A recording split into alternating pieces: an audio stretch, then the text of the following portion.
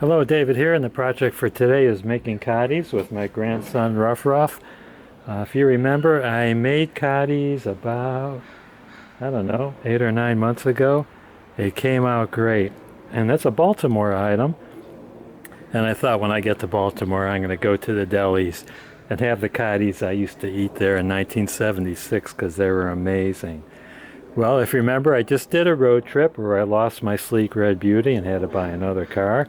I did get to Baltimore. I got to the deli. I ordered coddies, and they were horrible.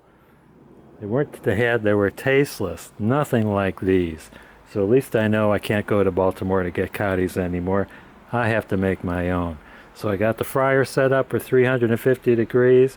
It's going to be 3 minutes on the side, and I don't have a spatula. Okay, I'm not going to do the whole recipe because I already have that done in that other video, and it's pretty good. I made a few changes. I doubled the cayenne pepper. I now add a teaspoon of cayenne. I put in a little more egg. I put in, I think it called for 4 eggs. I put in about 5 eggs. What else did I do? I don't remember. But anyway, let's get started. Okay, enough barking. I'm going to scare my viewers away. Let's start the timer.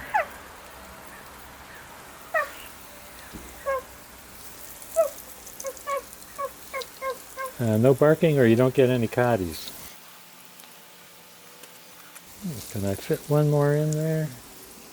Yeah, okay. There we go. Okay, it's been 3 minutes. Let's flip them over. Yep, nice golden brown color. That's what we're looking for.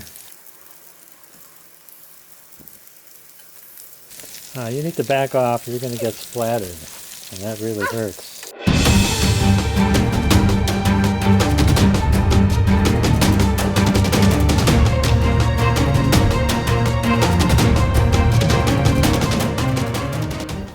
For this batch, I'm frying them 4 minutes on each side to make them a little extra crispy.